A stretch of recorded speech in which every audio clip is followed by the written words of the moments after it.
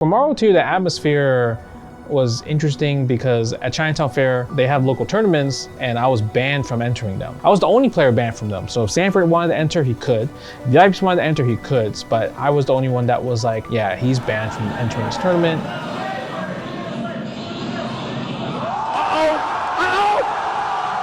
Justin Wong!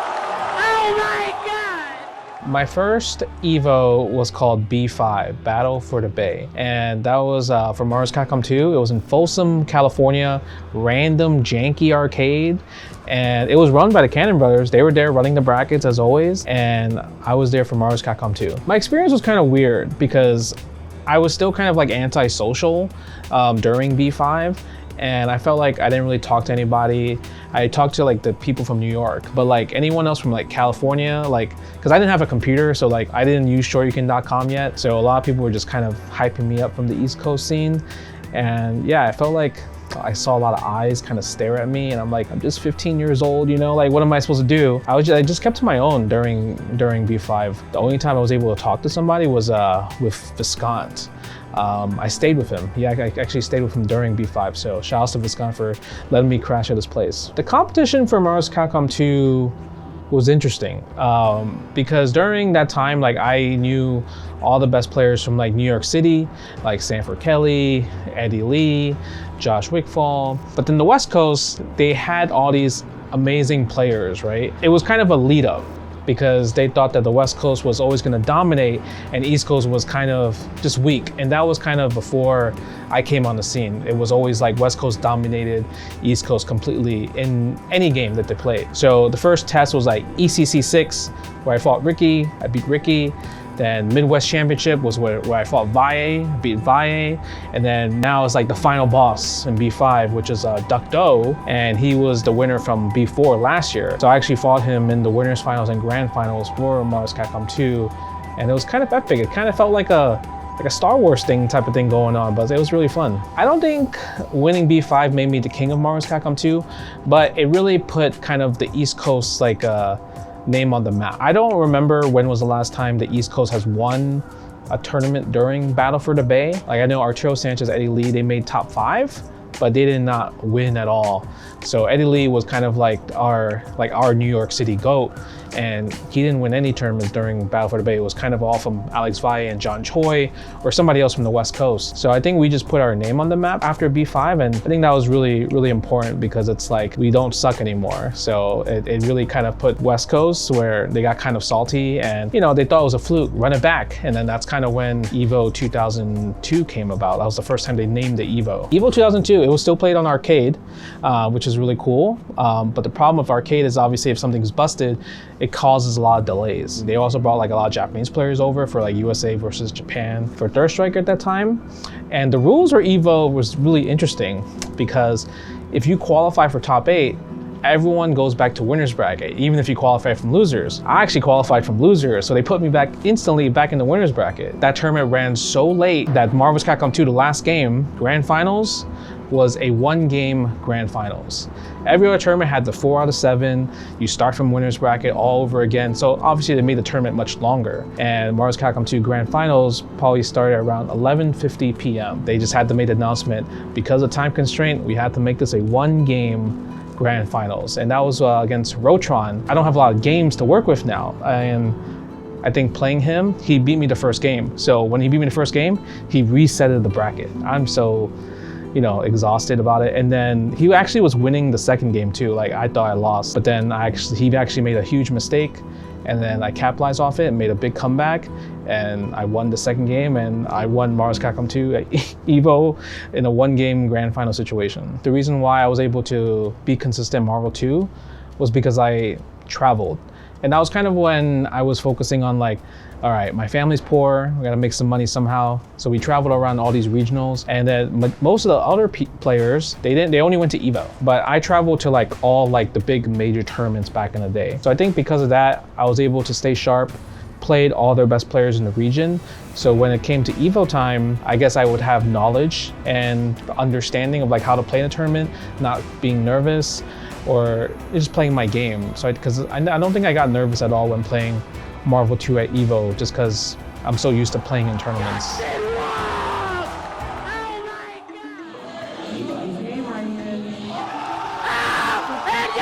One time, we played Marvel's Capcom 2, me, Sanford, Yipes, at another player's house named Lawrence. His nickname was The Law. He actually was the commentator for the comeback that I made from Yipes. We know each other play styles in and out, right? So losing to Sanford and Yipes, I mean, at least I lost to somebody from my hometown compared to like somewhere outside like California or like anywhere else around the world. So it kind of makes me feel like New York City is good as a whole, because a lot of time the West Coast would say East Coast is not good. It's just Justin Wong. When more people from New York showed up doing good, then they finally respected a lot of East Coast players besides myself. For Marvel 2, the atmosphere was interesting because at Chinatown Fair, my local arcade, they have local tournaments and I was banned from entering them.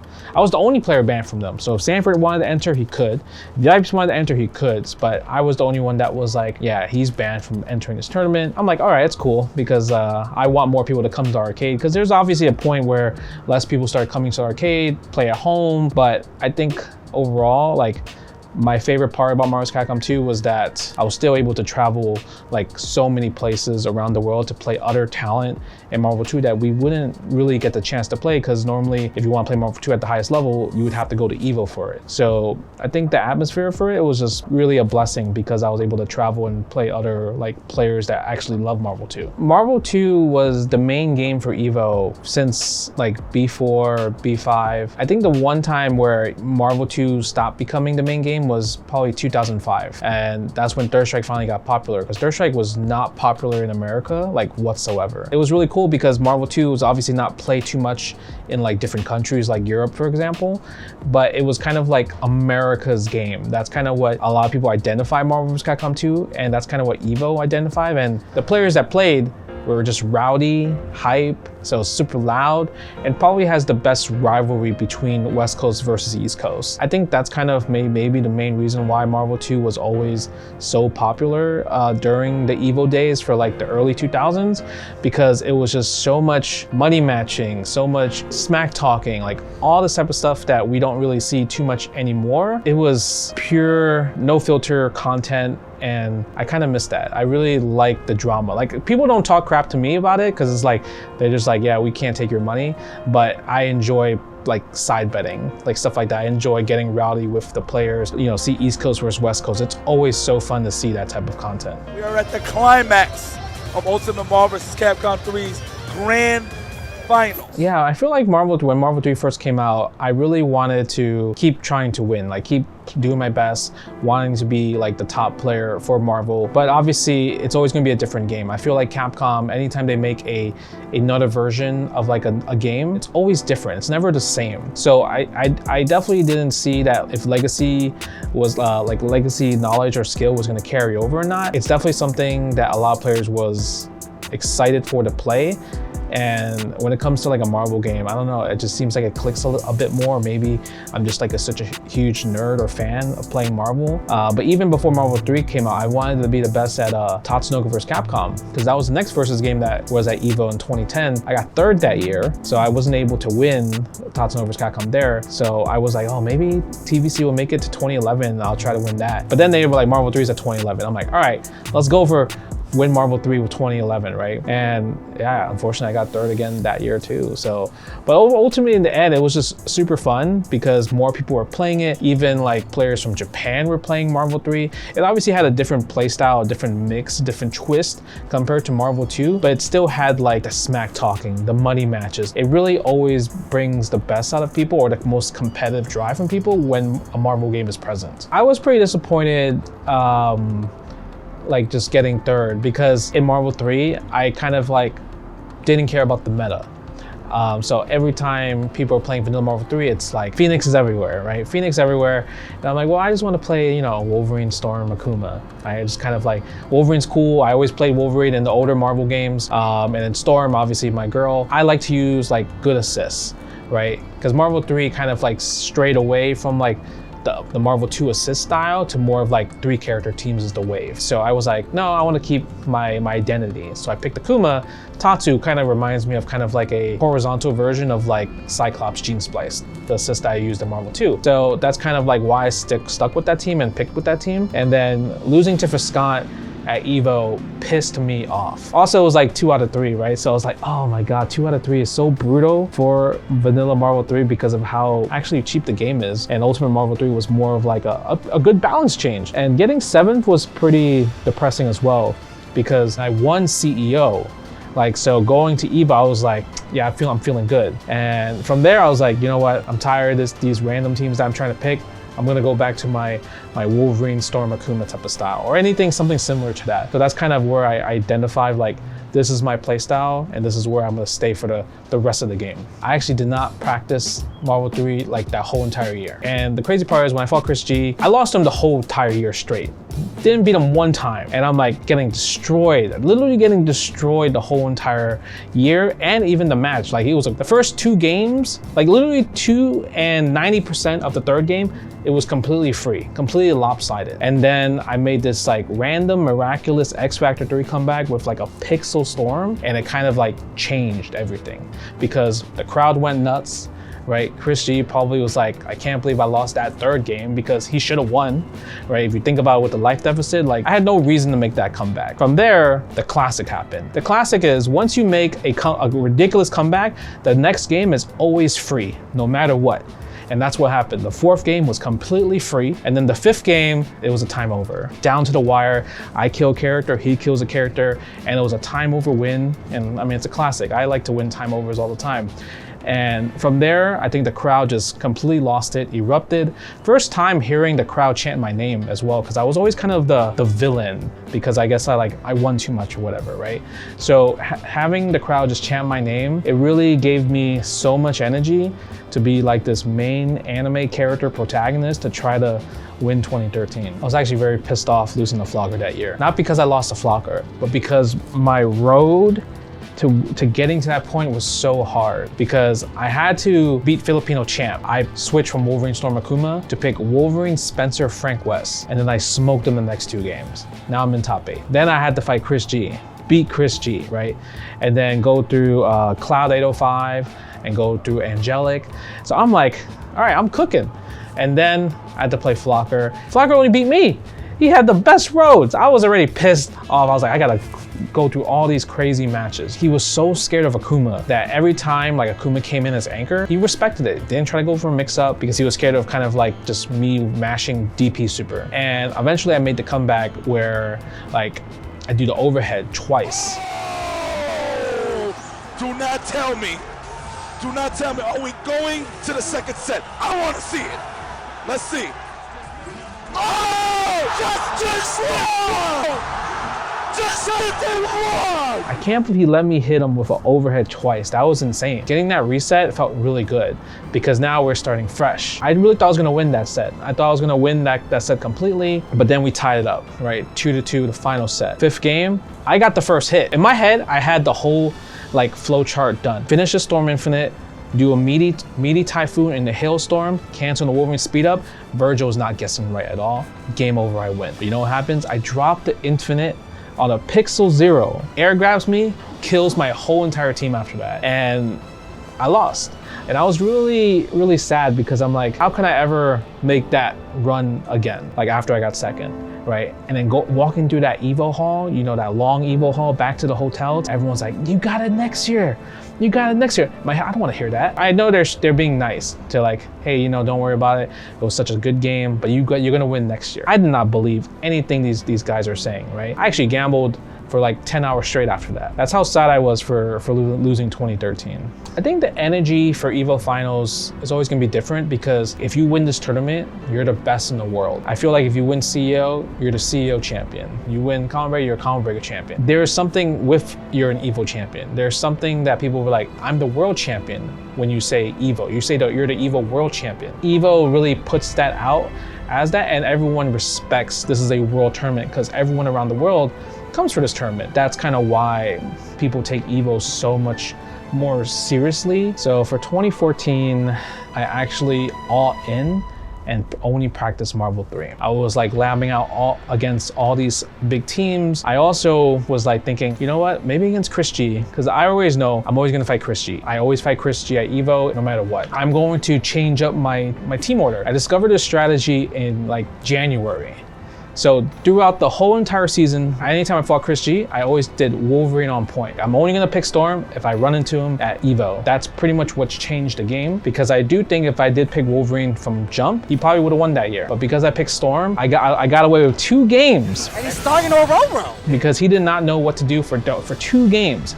It was a big strategy, which really worked out in my favor against Chris G. I also got super lucky against Filipino champ. There was 2 games where I was really surprised I won. The 3rd game where he was laming me out. 80 seconds, I could not get in against his Magneto. He's just magnetic blast the whole entire time. For some reason, the last 10 seconds, I made this comeback where I killed Magneto, almost killed Doom. He switched into Phoenix because he already had 5 bars from jump. I snapped Phoenix back out. Like I was like, I don't want her in here. I want to snap her out so we could bring Dr. Doom back in to kill more at a time.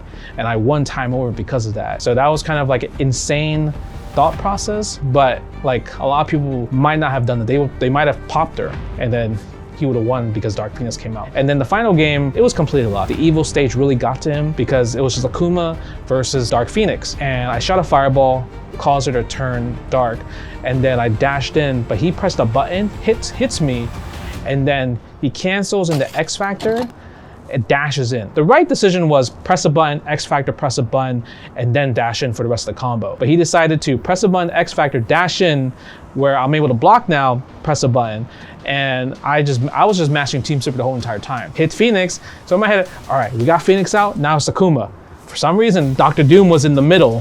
He came out of nowhere, got happy birthday. I was like, damn, Ryan, thanks for letting me win. I felt like you just gave me the game. You could tell he was so upset because he just like threw the headset down the floor, and I was shocked. I was super shocked that I won that because he was playing so good that set. Trying to overcome that team with my team was really tough, and it was kind of a miracle. I would say that's the hardest match I had in a tournament because I had a set plan for Chris, but I didn't have a set plan for Ryan. Winning Marvel 3 at 2014 is probably my favorite win of all time. Everyone was like, oh, I'm such a fan that you don't play the cheap broken stuff, you just want to play what you want. So in my head, I'm like, man, I can't tier 4 now. Like if I switch, people are gonna hate me. So I kind of like that feeling where I was like, I'm the underdog, people cheer for me, and it felt really nice. It felt really good. And I think hearing my name's chant in 2013, I was like, I want them to chant my name in 2014 as well. 2013, I didn't finish the story, but 2014, I finished the story. It really felt like my hard work paid off because I practiced so much Marvel 3 that year. I still have YouTube unlisted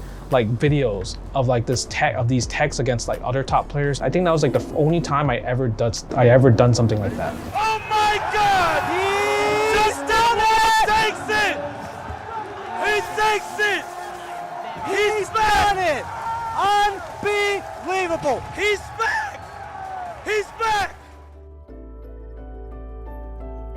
What is an Evo Champion? That's so vague, it's so hard. I feel like for me, the reason why I play all these fighting games, I think it's just because it's really hard for me to hate any fighting game. Like maybe the developers don't know like how they want the final like game to look like, and it's all up to the players. I want to always see what that looks like. And I think the obsession of finding that makes me successful into winning tournaments, doing well at Evo. Because there's a lot of times where, okay, yeah, I won Evo, but there's a lot of times where I got like 2nd or 3rd or just in top 8 in general. It's just my obsession of finding that answer of like, how do I be good at this fighting game? I think it's always gonna be like that because no matter what, I think 10 years from now, 20 years from now, 40 years from now, I don't see myself not playing a Street Fighter or a Marvel or like any type of new fighting game, whatever comes out. Like I'll always love it. And I think that's kind of, you know, what it means to be an Evo champion is it's the passion, it's the joy of playing a fighting game at like its purest form.